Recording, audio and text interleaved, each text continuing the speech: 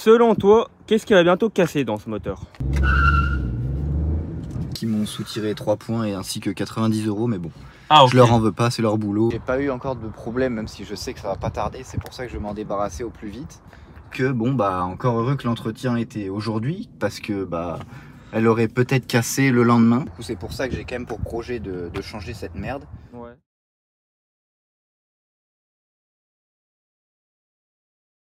Comme je vous en avais parlé dans la dernière vidéo, aujourd'hui on va présenter une 208 avec la merde, le 1,2 litre PureTech. Donc là on a une 208, on se trouve avec son jeune propriétaire dynamique juste ici. Et donc on va faire la présentation de ce véhicule sorti fin 2019. On va commencer par l'extérieur et l'intérieur, donc l'esthétique de la voiture. Ensuite, on va développer sur le moteur, le 1,2 litre qui est une vraie merde. Et puis, on va terminer par une conduite pour voir un petit peu ce que la voiture vaut, ce qu'elle a dans le ventre. Voilà. Alors, présente-nous ta voiture ainsi que ses finitions. Donc là, la finition, c'est Allure. C'est pas l'entrée de gamme, c'est une finition qui est très belle. On va retrouver pas mal d'options, justement. Voilà, pas mal d'options dans une très belle couleur aussi, ce bleu qu'ils nous ont sorti, Peugeot. Comme vous pouvez le voir, les jantes, c'est en 16 pouces là-dessus. Jante Alu en 16 pouces. Et concrètement, l'esthétique de cette voiture, c'est comme la Clio 5, c'est pas du tout son problème. Donc toi, la voiture, ça fait combien de temps que tu l'as? Bah alors je l'ai acheté l'été dernier, je l'ai acheté tout début juillet 2021. Ok. Ça va faire un an, un peu plus d'un an que je l'ai. Bon, malheureusement, j'ai pas trop le temps de la sortir. Ce véhicule, je l'ai acheté, il avait environ 21 000 km. Aujourd'hui, il en a 66 000. Donc voilà, j'ai malheureusement pas eu trop l'occasion de la sortir pour l'instant. Donc on n'a pas encore présenté le moteur, on vous le présentera un petit peu plus tard. Mais là-dedans, on a seulement 3 cylindres avec un 1 litre de PureTech. Ouais, donc c'est quand même dommage que tu as acheté une voiture que tu puisses pas sortir. Bah, c'est que j'ai peur qu'elle pète en fait. L'esthétique est très bien. Le moteur, c'est une chiotte. Donc ce 1 litre de PureTech, c'est une vraie merde roulante. Il y a énormément de choses à changer. Beaucoup de gens s'en plaignent parce qu'il n'est pas fiable du tout. Il y a beaucoup de pièces comme la crépine, la bobine à changer. Il y a aussi le turbo qui peut péter. Et au niveau des vidanges, si vous choisissez de les faire, ça peut être très compliqué à entretenir comme voiture. Donc là, on a fini l'introduction. En parlant un peu de tout, on va vous présenter la voiture esthétiquement, l'extérieur plus dans les détails. À commencer par l'avant. On voit avec cette grille que Peugeot, ils ont choisi de nous mettre. Donc moi je trouve ça plutôt pas mal, je sais pas ce que tu en penses. Ouais, c'est une calandre qui est plutôt bien finie, qui est plutôt bien réussie. On a ces LED qui font plutôt un côté un petit peu agressif à la voiture. Ces feux qui sont vraiment bien coupés, j'ai envie de dire, vraiment bien finis.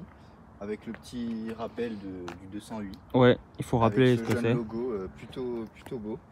Non, franchement, c'est une calandre pour moi qui est plutôt belle, plutôt bien finie. Donc sur l'esthétique, franchement, c'est vrai que il n'y a rien à dire. Non, c'est un gros point fort du véhicule. C'est l'un des points forts. Voilà. C'est sûr que c'est pas le moteur qui va faire l'aspect positif de ce véhicule. Mais bon. Ah bah c'est sûr que le problème de ce véhicule, hein, il est clairement là-dessous.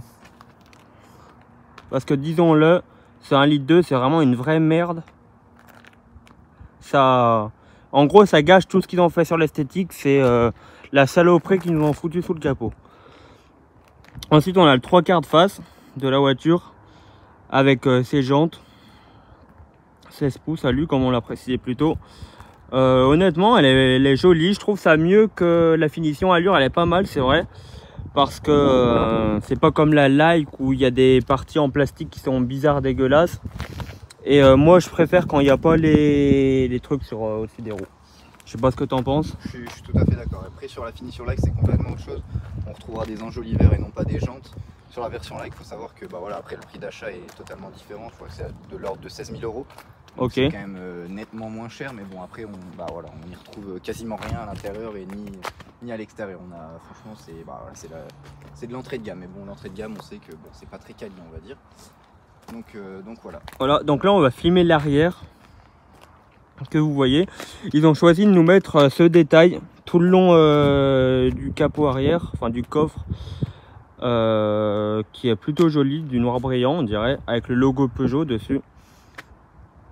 Et voilà, le pot d'échappement, ils ont décidé de le faire sortir. Il y a certains constructeurs qui aiment plus les mettre visibles. Moi j'aime bien quand c'est visible, je sais pas ce que tu en penses. Ouais, après moi, franchement là-dessus, peu m'importe. Tant qu'elle crache la voiture. Ouais, de toute façon elle crache bien. Généralement les autres automobilistes, la seule face qu'ils voient c'est celle de derrière parce qu'elle double tout le monde sur l'autoroute.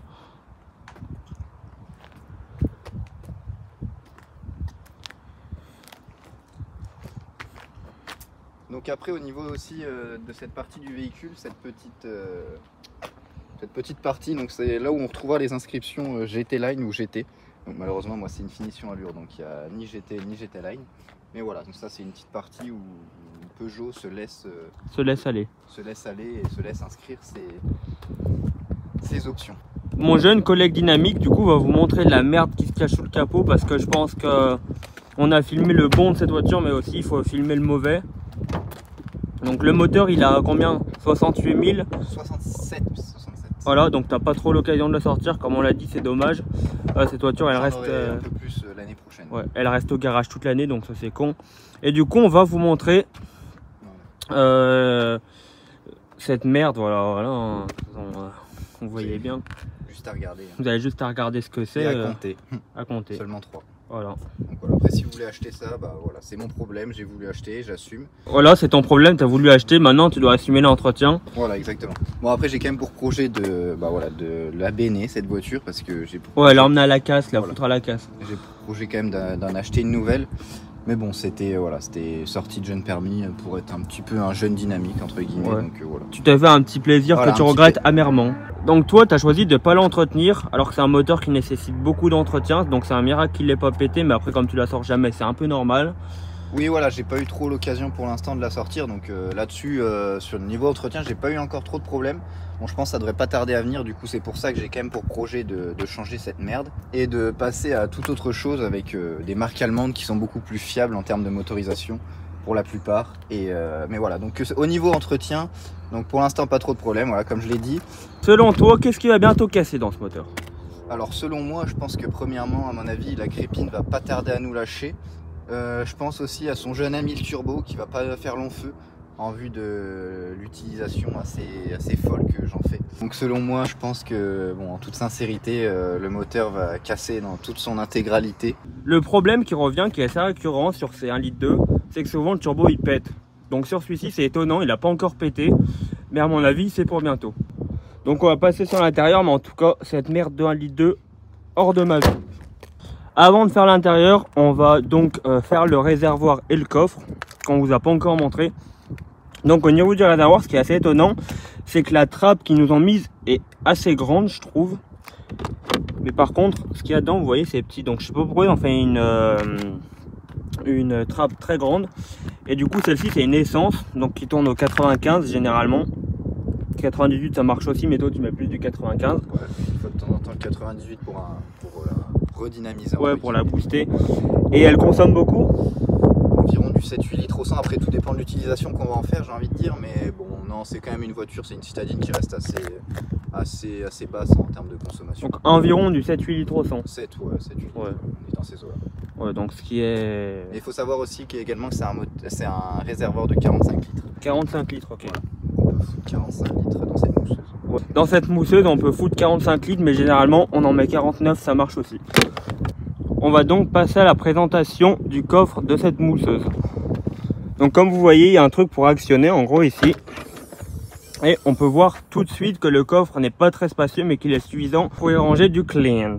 Donc là, pour mon jeune collègue dynamique et aberrant, vous voyez, c'est suffisant, je pense, parce qu'il peut ranger des sacs, des affaires, etc. Quand il part en voyage, même s'il part jamais, la voiture elle reste au garage toute l'année. Mais là, dans le sac à dos que vous voyez, à mon avis, il y a du clean. Voilà, il y a beaucoup de clean. Il y a des choses assez répréhensibles parfois dans ce coffre. C'est pour ça qu'on va pas en montrer plus. On vous remontre un dernier plan de l'arrière et ensuite on va tout de suite s'attaquer à l'intérieur de cette voiture qui est plutôt sympa. Et voilà le dernier plan que vous voyez extérieur de la voiture. On peut toujours admirer la finition qui est très bien. Donc on va passer à l'intérieur, l'arrière de cette voiture, et tu vas pouvoir nous dire toi-même si selon toi c'est confortable pour faire des trajets de 1000 km par exemple, chose que tu ne fais jamais puisque tu ne la sors jamais. Alors bah mon premier ressenti, bon au niveau de l'espace, bon comme vous et moi je suis quelqu'un qui mesure 1m80, donc mes jambes, il y a de la place. Le niveau de l'appui-tête c'est parfait, il est réglable. Donc franchement au niveau de l'assise c'est très bon, c'est un petit peu tissu avec des petites surpiqûres bleues, franchement c'est plutôt esthétiquement plutôt bien fini. Comme vous voyez sur la portière on a un jeune vide-poche, on a les vitres automatiques, voilà on est équipé, il y a des petites enceintes à l'arrière également, ça très important aussi pour des, comme tu l'as précisé, des longs voyages, c'est toujours bien de pouvoir charger sa merde d'iPhone. Donc là, c'est pour charger notre merde d'iPhone, si j'ai bien compris. Voilà, exactement. Ou votre merde de Samsung. Donc là, c'est pour charger nos merdes. Voilà, exactement. Après, au niveau de l'arrière, on peut retrouver également deux petits compartiments. Ouais. Voilà, deux petites poches. Bon, ça peut servir pour ranger des merdes de goûter ou voilà, des choses comme ça. Une canette à la con ou un truc comme ça. Voilà, des petites choses assez aberrantes. Voilà, c'est pourri pour les trajets. Ok, et pour toi, est-ce qu'à l'arrière de ce véhicule, tu te sentirais prêt à faire un long trajet de 800 km ou 1200, 1500, quelque chose comme ça? En vue de l'assise, j'ai envie de dire oui, je serais prêt à faire un Saint-Étienne-Alger hein, sans problème. Je pense qu'on est plutôt bien assis. Ok, donc un trajet entre Saint-Étienne et Alger. Alors, l'intérieur, il se présente sous cette forme. Toi, c'est une boîte mécanique que tu as, on peut voir. Voilà. Ils ont opté pour nous mettre un petit volant qui fait sportif, même si avoir une conduite sportive, c'est impossible de nos jours. Voilà, là, il y a le tableau de bord qui est plutôt pas mal. Si on démarre la voiture, ça fait ça. Voilà, vous voyez, il y a une petite cinématique de début avec 580 km d'autonomie et un voyant moteur, mais ça, c'est pas étonnant. Au niveau de l'esthétique, on retrouve plusieurs éléments qui laissent suggérer que la finition de cette voiture est assez haut de gamme. Pour commencer, sur le côté gauche, on a ces petits rappels. Je sais pas ce qu'ils sont censés représenter, vous voyez, mais ça peut faire penser à du carbone, mais ce n'en est pas. Et ça, je sais pas, ils ont tenté une petite couleur qui est plutôt sympa, ça donne un look futuriste. Ensuite, au niveau de l'intérieur de porte, vous voyez, bon, bah, c'est du plastique, hein, ça, il faut pas s'en douter. Là, la porte, en gros, elle suit dans le tableau de bord. Ça, c'est un élément qu'on trouve dans certaines voitures haut de gamme, comme par exemple dans certaines Mercedes. Donc, on sent que Peugeot, ils ont essayé de faire des finitions qui se veulent être haut de gamme, même dans une voiture qui est censée être une entrée de gamme petit budget, avec une belle finition. Donc, moi, je trouve ça plutôt pas mal. Les bouches de clim, elles sont belles. Ça fait penser à celles de certaines voitures futuristes, comme par exemple, ça ressemble, il me semble, à celle des Urus. Ensuite, on a le tableau de bord, vous voyez. Donc, pour le tableau de bord, en gros, ce qu'ils ont fait, c'est qu'ils l'ont mis bien en profondeur là-bas. Et que du coup, quand on est sur la route, le cockpit, on le voit comme ça. Donc, on a une belle visibilité sur la route en face de nous. Et en même temps, notre regard peut aussi se porter sur le tableau de bord. Donc, à mon avis, c'est ce qu'ils ont cherché à faire en le mettant plus là-bas plutôt que ici, par exemple, comme dans certaines voitures. L'écran, honnêtement, moi, je le trouve très bien. Cet écran, je trouve qu'il est très bien positionné. Il est facilement accessible avec les mains parce qu'il est tactile, évidemment. En plus, c'est un Apple CarPlay cet écran, donc c'est-à-dire que vous pouvez connecter votre merde d'iPhone avec pour par exemple mettre Waze pour éviter les radars qui sont partout et mettre votre musique. Là, on a la clim avec le piano central et ça, vous voyez que c'est du piano black. Donc c'est sympa. Là, ils nous ont mis un petit rangement. Voilà, ça se trouve comme ça. Vous voyez, là, ce qui est bien, c'est que vous avez la recharge à induction sur votre téléphone. C'est-à-dire que vous posez votre téléphone là et il se recharge. En revanche, ce n'est pas de série. C'est une option qui est directement accessible à partir de la finition Allure, donc la mienne. Mais c'est pas de série. C'est une option qui coûte, il me semble, 80 € ou quelque chose comme ça. D'accord, ok. Donc ça, c'est une option. Bah, je savais pas. Ensuite, là, il y a aussi un espace pour ranger des choses. Là, un allume-cigare 12 volts. Ce qui est plutôt pas mal. Celle-ci, c'est une boîte manuelle, donc 6 rapports. Voilà. Les rapports, ils sont plutôt longs ou courts? Plutôt, bon, je dirais entre les deux, plutôt moyen. Après, ce qui est un petit peu dommage au niveau de... Bon, vous verrez de toute façon dans la partie conduite. Mais quand, surtout les 2-3 premiers rapports, il y a un certain à-coup qui est très dérangeant, j'ai envie de dire, dans la conduite. Mais bon, ça, on n'y peut rien malheureusement. Donc, ok. Donc, voilà. Ouais, ce sont les petits moteurs qui font ça sur la Clio 5, c'était la même histoire. Ouais. Là, très intéressant aussi à mon avis, c'est que sur cette finition, ou à partir de cette finition, c'est que le frein de parc, le frein à main, c'est une gâchette, c'est plus un levier comme sur certaines voitures. C'est un levier seulement sur la première finition qui est la finition like, sinon directement la deuxième finition on passe sur un frein à main automatique. D'accord, ok. Là, on a les modes de conduite. Vous voyez, drive mode. Donc, il y en a deux sur celle-ci. Le mode normal et le mode éco, si je ne m'abuse. Voilà, exactement. Et c'est sur la finition d'après, la GT Line et la GT, qu'on retrouvera un dernier mode qui est le mode dynamique, que j'aurais également beaucoup aimé avoir en vue de ma conduite plutôt dynamique. Toi, tu as plutôt une conduite dynamique. Oui. Franchement, j'ai le pied lourd, entre guillemets. D'accord, le pied assez lourd. Ah, c'est lourd, malheureusement. C'est pour ça que, en venant à Saint-Etienne, je me suis fait arrêter par ces jeunes collègues qui m'ont soutiré 3 points et ainsi que 90 €. Mais bon, je leur en veux pas, c'est leur boulot. Donc les gendarmes ont fait leur boulot et t'ont pris 3 points.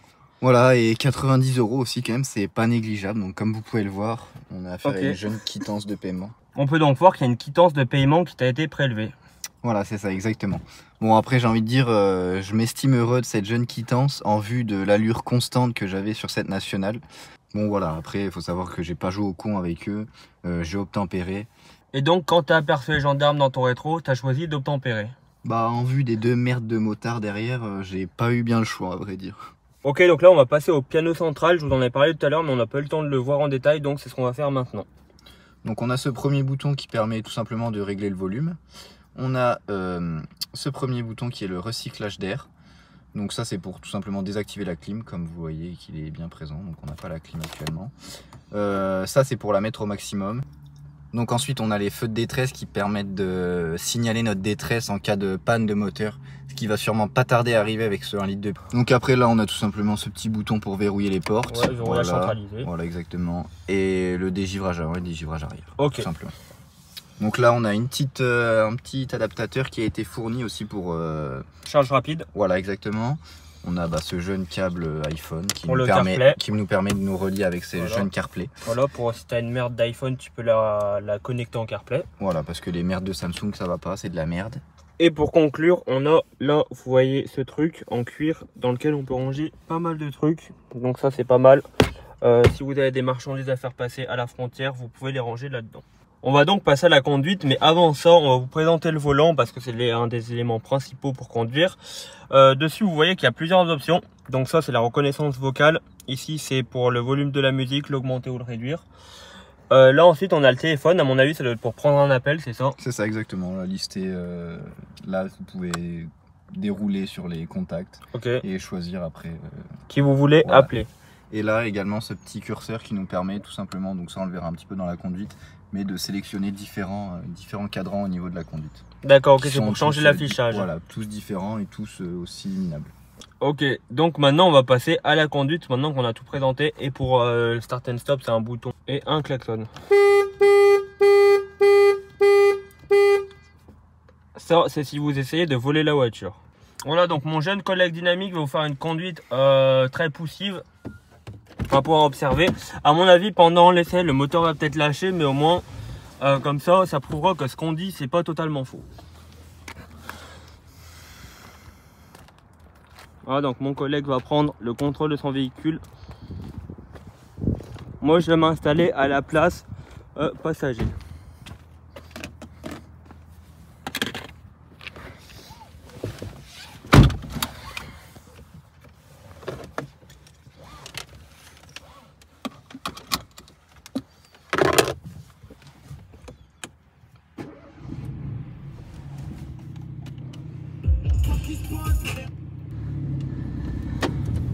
Donc là, tu vas nous faire une conduite, un essai, et nous dire tes ressentis.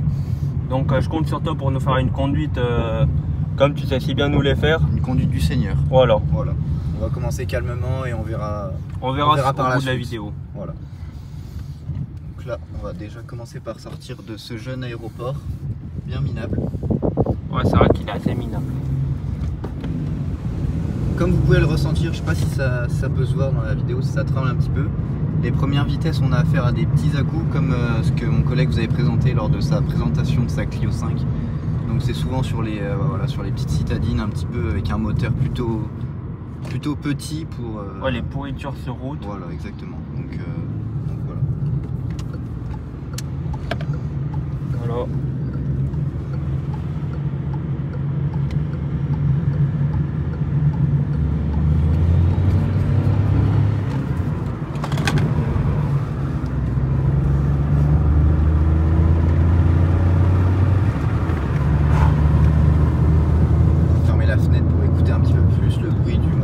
sonorité. Voilà, du 1,2 litre qui... Donc là c'est limité à 50 bien sûr. Comme vous pouvez le voir, mon collègue est un peu énervé. Mon collègue est en train de repenser à son amende qu'il a pris il y a 2 jours.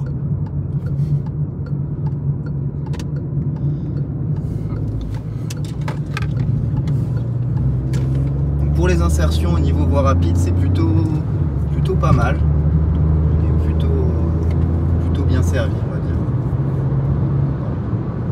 Au niveau des freins, comme vous pouvez le voir, ça freine bien. Ouais, ça freine bien. Ça pince, comme on dit.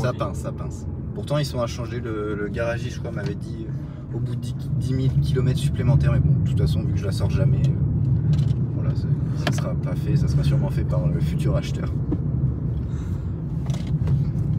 Et tu penses la vendre sur le bon coin? Honnêtement, à voir, sauf si j'ai des collègues qui sont potentiellement intéressés. Bon, vu la pourriture que c'est sûr, je vais quand même essayer de trouver une jeune personne sur le bon coin.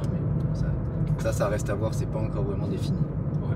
Il faut encore que quelqu'un en veuille de cette pourriture. Oui, voilà, déjà premièrement, et puis peut-être que d'ici là, elle sera déjà peut-être en petit cube ou malheureusement à la casse automobile. Elle va très probablement finir accidentée à cause d'une casse moteur, ce qui est très probable. Donc ça se peut que quand vous regardez la vidéo, elle soit déjà partie à la casse. Mais à mon avis, si vous voyez la vidéo dans 6 mois, cette voiture a déjà été déclarée épave. Donc en parlant d'une option de conduite, donc sur les nouvelles voitures, ils aiment bien faire cette option qui est le franchissement de ligne. Donc ça, on peut le désactiver à partir d'un petit bouton juste là, en bas à gauche. Donc qui permet de... Parce qu'en fait, si vous ne le désactivez pas, ça peut être très dangereux. Du sens où si vous commencez à dévier un petit peu, la voiture va automatiquement vous mettre un petit coup de volant qui va vous remettre droit dans les lignes. Mais ça peut être assez perturbant et surtout sur les routes de campagne. Bon là en revanche, on est sur des routes en ville. Donc voilà, on n'a pas ce problème là, mais en campagne ça peut être très déstabilisant. Ça peut être traître. Ça peut être très traître, bien sûr. J'avais ça sur la Citroën Cross. Honnêtement, j'ai désactivé, j'ai détesté cette option. Je comprends pas vraiment à quoi elle sert. Moi non plus, à vrai dire. Et j'ai vraiment détesté. Alors là, on est une jeune Peugeot plutôt folle derrière nous. Non, je pense qu'il y a quelqu'un derrière nous qui est assez énervé. À mon avis, lui, il n'a pas eu affaire au motard encore. Ouais, sa conduite est vraiment minable. Je sais pas ce que vous en pensez, mais c'est vraiment pourri. On a un volant qui est plutôt propice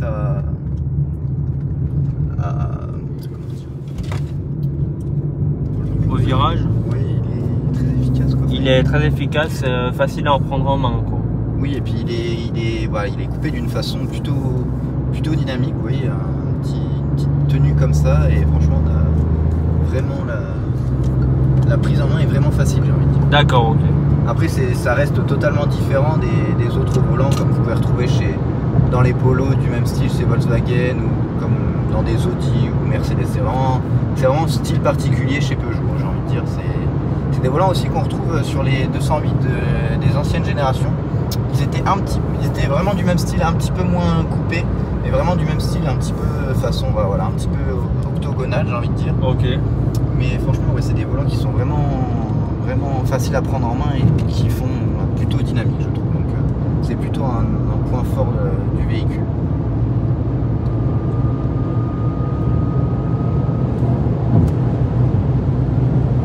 Là, vous pouvez voir que mon jeune collègue est plutôt énervé. Voilà. Bon, vous voyez, lui, il est assez énervé. Moi, mon jeune collègue l'est aussi. Tout simplement parce qu'il est en train de se venger de ce que lui ont fait subir les gendarmes. Il l'a un peu mal pris, après voilà, il s'est fait avoir. C'est le jeu, quoi. C'est le jeu. Je l'ai joué franc jeu, comme je l'ai dit précédemment. Voilà, j'aurais très bien pu essayer de m'enfuir. Bon, il y avait 2 motards en BMW. Je pense pas que j'aurais pu faire grand chose. Ah, donc tu as joué franc jeu, tu les as pas semés? Non, je l'ai joué franc jeu, comme je l'ai dit précédemment. Bon, de toute façon, avec 2 motards derrière moi, équipés d'une 2 BMW, j'ai envie de dire, que voulez-vous que je fasse avec mon 1,2 litre PureTech qui est prêt à casser, qui est prêt à crépiner et prêt à péter. Voilà, donc mon collègue avec cette pourriture de 1,2 litre, il n'aurait pas pu faire grand chose face à 2 motos BMW. En RS3, ça aurait été différent. En RS3, ça aurait été une autre affaire, bien sûr.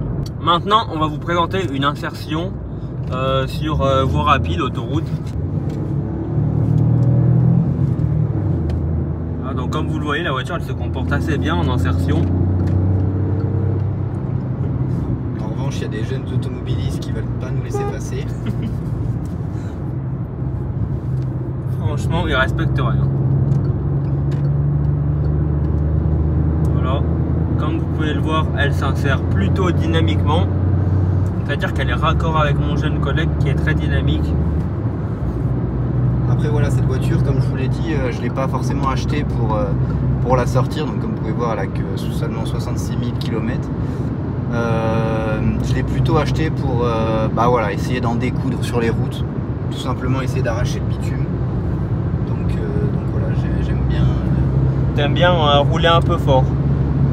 Fort, je sais pas si c'est le mot, mais bon, j'aime bien rouler un petit peu au-dessus des potentielles limitations. Je crois, je sais plus s'il y en a en France, mais... Voilà, donc là on va doubler une BM, c'est un collègue à nous, bientôt on va peut-être la présenter. Il y a aussi la présentation d'un Cayenne qu'on m'avait proposé. Et si on vous présente le Cayenne, comme je vous ai dit, ce qui va être bien, c'est que vu qu'en France il n'y a aucune limitation de vitesse, on va pouvoir exploiter son plein potentiel. Donc là vous voyez depuis le début sur cette route, quand on est dessus, vous avez vu aucun panneau de limitation, c'est tout simplement parce que c'est une route qui est illimitée en fait. Sur cette route là il n'y a aucune limitation de vitesse, vous pouvez vous en donner à cœur joie. J'ai déjà vu une voiture rouler à 230 je crois dessus. Et j'ai trouvé ça tout à fait normal et je pense que ça devrait être partout pareil.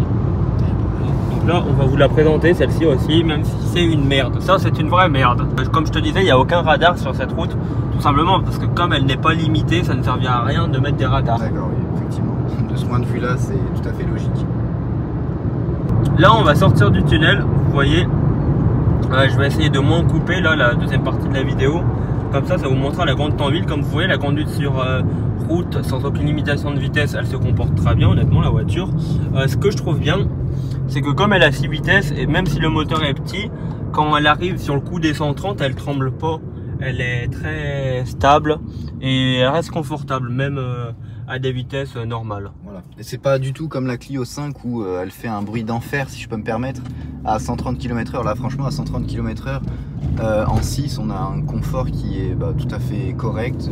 Le bruit il est presque inexistant, donc franchement pour faire de la route, comme je l'ai dit, Alger pardon. Voilà, donc là c'est une conduite urbaine assez normale.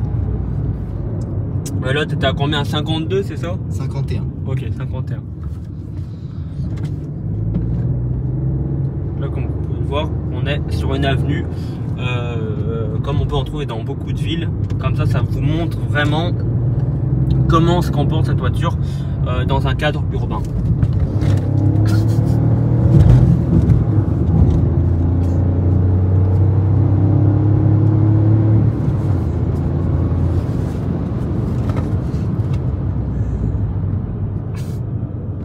Ah, on entend les freins qui font un peu de bruit, c'est normal?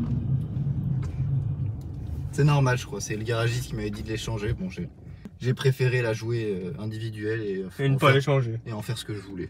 Donc voilà, okay. C'est un choix personnel. Ouais, t'as préféré ne pas changer les freins. Voilà, comme cette merde de Clio 2.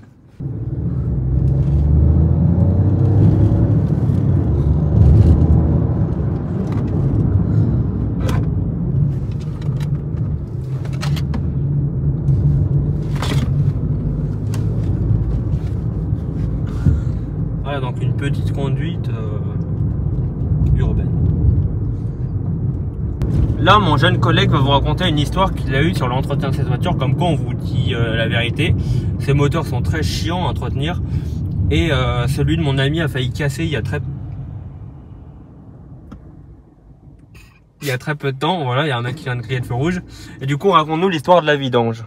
Alors tout simplement, donc je me rendais au garage Peugeot pour faire mon entretien des 20 000 km. Oui, j'ai quand même fait 20 000, même si je la sors pas beaucoup.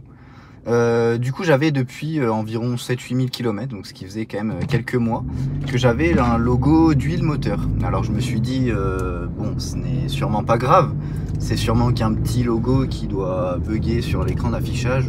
Bref, je me suis pas plus préoccupé que ça. Et j'avais fait en plus le niveau, enfin je veux dire il était plutôt bon. Et ce logo persistait. Mais voilà, j'ai encore décidé d'en faire qu'à ma tête et de le laisser. Parce que en fait, tout simplement du fait que quand je démarrais la voiture, ça m'affichait le logo. Je l'éteignais, je la rallumais, j'avais plus le logo. Du coup, c'est pour ça que j'en ai déduit que c'était seulement un bug et non pas un manque d'huile ou quoi que ce soit. Et du coup, comme je vous l'ai dit, donc je me rends à mon garage Peugeot, merci à eux d'ailleurs, je les remercie, les collègues du garage Peugeot d'Omera, merci à vous. Et du coup, je suis allé les voir directement pour leur signaler ce petit défaut, si je peux me permettre. Et ils m'ont tout simplement dit que bon bah encore heureux que l'entretien était aujourd'hui, parce que bah elle aurait peut-être cassé le lendemain, tout simplement du fait que bah il n'y avait absolument plus aucune huile moteur. Donc il n'y avait plus aucune huile moteur? Non, plus aucune du tout, aucune goutte. C'est pour ça que je remercie encore une fois mon jeune collègue Paul du garage de Peugeot d'Omera qui m'a tout simplement remis le plein d'huile, parce que bah voilà, c'était complètement à sec. Donc c'est pour ça qu'il m'a signalé le fait que encore heureux que l'entretien était aujourd'hui, car il lui donnait pas une semaine en plus d'espérance de vie. Là on se promène dans des rues, du coup des petites rues, pour voir comment elles se comportent dans des rues un peu pentues comme ici. Même si mon collègue a décidé de ne pas changer les freins. Alors donc là c'est assez étroit comme on peut le voir. Et c'est très bien. Après, de toute façon ça reste une citadine, donc ça veut dire qu'au niveau de sa longueur, largeur et hauteur, il n'y a aucun souci à se faire, elle est censée passer partout. Je tiens à préciser quand même que c'est la première fois que Peugeot dépasse le seuil des 4 mètres de longueur pour une voiture citadine, donc ça commence à parler, à causer entre guillemets. 4 mètres, c'est pas une Twingo ou c'est pas une Clio 2 quoi. Ça commence à être une citadine, mais de l'ordre des anciennes Audi A3, etc. Ok.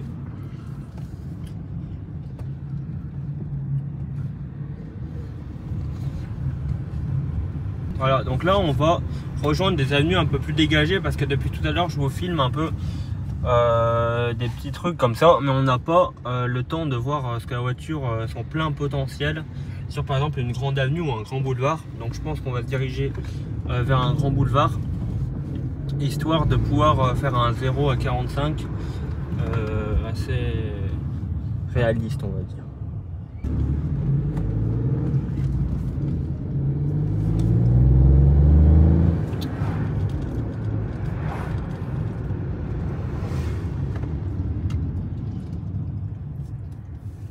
Comme vous pouvez l'écouter aussi, Voilà, donc ce qu'on entend, ce que vous avez entendu, j'espère, c'est le frein à main. Voilà, le frein à main qui fait un bruit assez étrange. Et vous avez aussi pu l'écouter, la voiture est équipée de cette option là qu'on va retrouver, le stop and start tout simplement. Directement désactivé. Voilà. Moi je préfère le désactiver, c'est une vraie merde. Généralement quand je suis prêt à faire de longs trajets, je vais directement dans l'onglet fonction du véhicule, sécurité, et je mets off sur toutes les options. Voilà, donc mon collègue a raison. Moi c'est ce que je fais aussi. Tout ce qui est option de sécurité, j'essaye de tout désactiver, parce que c'est bien mieux comme ça. En fait, les voitures de nos jours, elles sont tellement équipées avec des fonctions qui sont censées sécuriser, qu'on n'a plus l'utilisation d'un réel jouet quoi. Voilà. On s'amuse plus.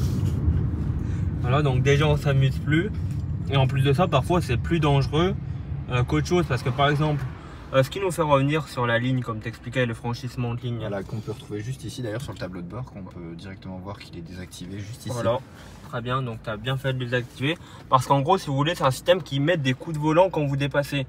Mais si vous dépassez pour une bonne raison, parce que par exemple n'importe quoi, il y a un piéton ou un cycliste et que le franchissement de ligne vous remet dans le droit chemin, bah vous allez directement le faucher ou alors le percuter, et en aucun cas faucher un cycliste c'est un truc sécuritaire, c'est pas quelque chose de sécuritaire si vous fauchez quelqu'un. Donc là en fait si vous voulez on va continuer ça dans une troisième partie, puisqu'on a fait la première partie extérieure, présentation etc, machin, deuxième partie conduite. Maintenant ce qu'on va faire c'est qu'on va faire une troisième partie où moi je vais essayer de manier le 1,2 litre PureTech pour vous en faire une review de ce que j'en pense et de vous donner une impression sur ce moteur et sur ce véhicule que je n'ai jamais conduit jusqu'ici. Donc moi, ce que j'aime bien, c'est que mon collègue désactive souvent toutes les options de sécurité, donc comme ça je me sens mieux lors de ma conduite. Et du coup, on va pouvoir analyser ça tous ensemble lors de cet essai. Comme ça, l'essai sera vraiment complet.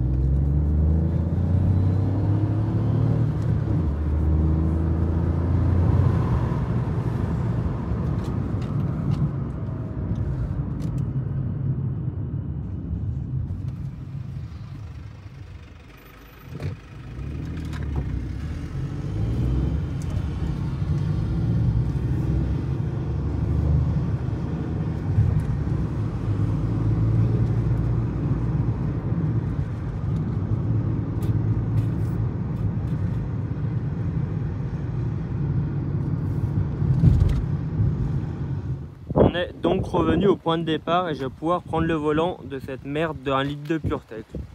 Donc j'espère qu'on va pas se bouffer une quittance de paiement comme mon collègue juste à côté. Je vous préviens, j'ai essayé de ne pas avoir le pied trop lourd contrairement à lui. Et là voilà, j'ai avancé le siège. Parce que mon collègue il a des jeunes pattes très folles et très dynamiques. Et il est plus grand que moi. Donc moi ce que je fais toujours, j'attache ma ceinture. On va pouvoir voir si le 1,2 litre PureTech fait une belle sonorité. Franchement, on l'entend, il vibre très bien. C'est 1,2 litre PureTech, c'est très satisfaisant. Donc je vais essayer. Ça se désactive tout seul. Ok. Merde. Ah ouais, c'est vite. Ok.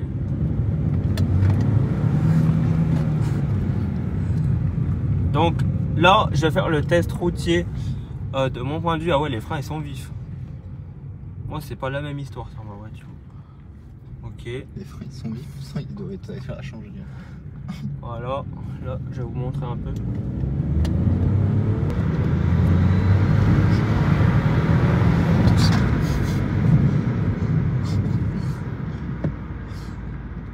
Voilà, donc là, on a commencé à sortir de l'aéroport. Je vais vous montrer un peu comment ça se manie. Honnêtement, c'est plutôt agréable à conduire. Pour ma part, on va aller sur cette jeune route qui est faite pour les insertions et les accélérations à très haute vitesse.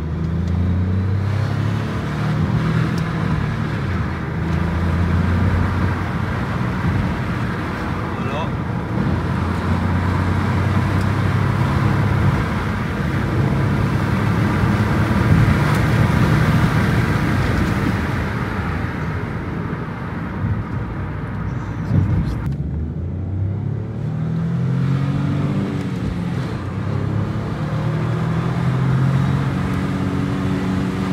Là, on est en deux.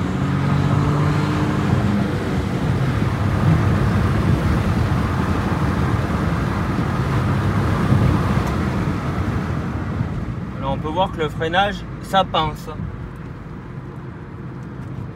Ça pince sec.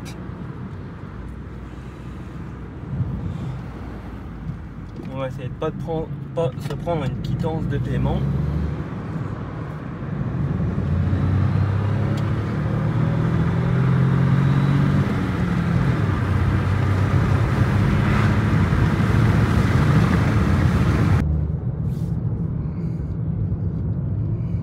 Là, on arrive dans un rond-point comme vous pouvez le voir.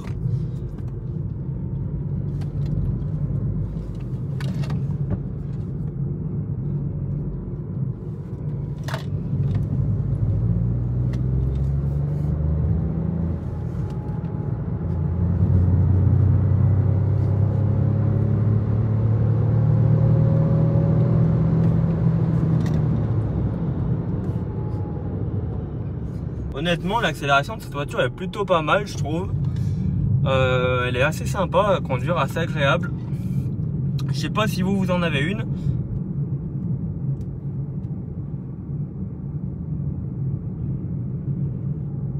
Le 1 litre 2, même s'il est pas très fiable, honnêtement, il se conduit plutôt bien. Après, je vais essayer de pas faire casser la crépine pendant cet essai.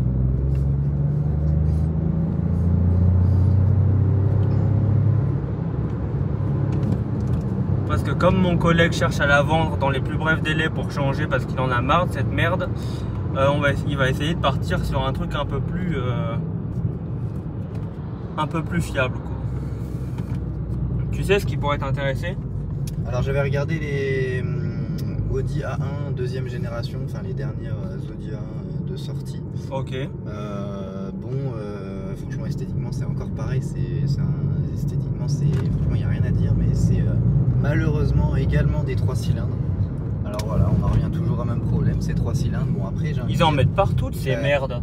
Bah c'est un peu le problème des... Ouais, je sais pas pourquoi ils font ça, mais bon après s'ils ont envie d'acheter des bicyclettes c'est leur problème.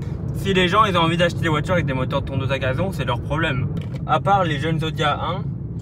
J'avais également eu un petit penchant sur les classes A de chez Mercedes. Ok. Donc plutôt récentes. Et on va conclure ce test routier. Comme vous voyez, moi et mon collègue, on a tous les deux eu l'occasion dans cette vidéo de conduire la voiture. Je pense que ça vous donne un avis. Vous avez dû vous faire votre avis sur la conduite. Si je devais lui donner mon avis sur autoroute, ça se roule très bien parce que contrairement à la Clio 5, elle reste souple à des vitesses normales, quoi, 130. Voilà, parce que la Clio 5 c'était vraiment très compliqué, c'était une vraie merde. Et celle-ci sinon en ville aussi c'est agréable. Donc honnêtement pour une voiture de jeune dynamique, moi la conduite je trouve ça très bien. Oui, elle a une tenue routière qui est plutôt agréable, que ce soit en ville ou sur départementale comme sur autoroute. Après, bon voilà, on se lasse un petit peu rapidement quand même, je trouve. Okay. Ça reste un petit peu monotone, donc c'est pour ça que j'ai quand même pour projet de changer assez rapidement. Qu'est-ce qui t'intéresserait? Donc comme je l'ai dit, les nouvelles Audi A1 et pourquoi pas également les dernières Mercedes classe A. Ça reste un petit peu voiture de jeune dynamique comme mon profil. Et avec des moteurs un petit peu plus fiables que cette pourriture de 1 litre de PureTech. Donc voilà, j'avais également pour projet peut-être d'acheter une nouvelle Audi A1 en contrepartie de cette merde de 1 litre de PureTech. En revanche, bah voilà, le problème persiste, j'ai envie de dire. Le problème sur ces nouvelles Audi, c'est qu'elles sont évidemment fournies d'un moteur de bicyclette muni de 3 cylindres également. Donc bon voilà, après forcément si je l'achète ça serait du court terme, ça serait pour histoire de la fracasser et de dézinguer le moteur. La crépine pèterait de toute façon au bout de quelques kilomètres seulement, ainsi que son jeune ami le turbo. Donc ouais, tu comptes partir sur un projet à court terme et ensuite après la 1 passer sur un autre projet plus sérieux. Voilà, bah j'ai déjà des projets, hein. Après moi je suis plus quelqu'un de court terme parce que je suis quelqu'un qui me lasse assez rapidement. J'aime bien un petit peu changer entre guillemets, un petit peu voir de nouvelles choses. Okay. Donc voilà, après avec mon travail je pense que cela pourra me le permettre. Par la suite, une fois que je me serai vraiment fait la main, bon même si la main comme vous avez pu le voir dans l'essai routier, je me la suis déjà faite avec beaucoup de véhicules. Je compte plus partir sur quelque chose de vraiment très sportif. J'entends quoi par là? J'entends plus quelque chose comme RSQ8, Urus. Bon après on sait que le RSQ8 est au-dessus du Urus. Je veux pas de débat là-dessus dans les commentaires. Je veux un RSQ8 supérieur au Urus, je veux rien entendre. Ok. Voilà, cette merde de Urus, même s'il a les mêmes bouchées de pied. Voilà. Voilà, mais sinon, voilà, plus partir sur quelque chose de sportif, si mon jeune portefeuille me le permet. Bah ça fera qu'on sera dans la même catégorie, étant donné que moi, à la maison, j'ai un Cayenne. D'accord. Donc ça voudra dire qu'on pourra peut-être faire un comparatif entre mon Cayenne et ton RSQ8. Ça serait une bonne idée de vidéo, ouais. Pourquoi pas. Ouais, effectivement. Bon, on en arrive à la conclusion de cette vidéo. Merci à mon jeune collègue de nous avoir amené ta voiture. Bah, merci à toi de m'avoir invité sur ta chaîne YouTube, je suis très honoré. Donc si je devrais dire un mot de fin sur ce véhicule, j'ai envie de dire je vous déconseillerais à l'achat. Vous allez peut-être me dire c'est méchant, mais dû au fait, bon bah voilà, comme vous avez pu l'entendre à de nombreuses reprises dans la vidéo, dû à cette merde, c'est un peu triste à dire mais je vous la déconseille un petit peu à l'achat dû à ce moteur un petit peu minable qu'on a pu malheureusement critiquer durant cette vidéo. Vous avez sûrement dû l'entendre. Donc voilà, après voilà, esthétiquement ça reste quelque chose de très très propre, très bien fini, avec de très jolies finitions. Ouais. Qui peuvent plaire à beaucoup de monde. Voilà, bien sûr, après si vous êtes un jeune père de famille ou même une mère de famille ou accompagné de quelques minots, je vous déconseille fortement ce véhicule dû à un espace très restreint à l'arrière ainsi que dans le coffre. Voilà, à part du clean, on ne peut pas vraiment mettre grand chose. Ok, d'accord. Mais à part ça, est-ce que tu regrettes ton achat de cette voiture? Ou t'en es content? Non, regretter, non, je regrette pas parce que comme je l'ai dit, j'ai pas eu encore de problème, même si je sais que ça va pas tarder. C'est pour ça que je vais m'en débarrasser au plus vite. Mais non, en soi, je regrette vraiment pas mon achat parce que bah voilà, c'est une petite bombe roulante. Elle est très bien finie, très bien affinée. Voilà, et très dynamique, ce qui me correspond vraiment bien. Donc non, je regrette vraiment pas cet achat et bah, les 16 000, j'en suis plutôt content. Oui, parce qu'il faut savoir que ce véhicule, je l'ai acheté de mes propres moyens, donc il m'a coûté environ 16 000 euros. Donc il avait 20 000 km, c'était une deuxième main. Donc en soi, comparé au niveau du marché, à ce moment-là, j'ai fait une plutôt bonne affaire. Si je peux vous conseiller quelque chose, si vous voulez acheter ce type de véhicule, passez plutôt par du leasing. Comme ça, en fait, ce serait plus avantageux pour vous, dû au sens que si vous avez des problèmes avec cette merde de moteur, ça sera directement pas à vos charges. Si vous êtes vraiment buté à acheter ce véhicule qui est quand même très beau, je vous conseille plus de passer non pas par un achat comptant, mais plus par une formule de leasing. Voilà.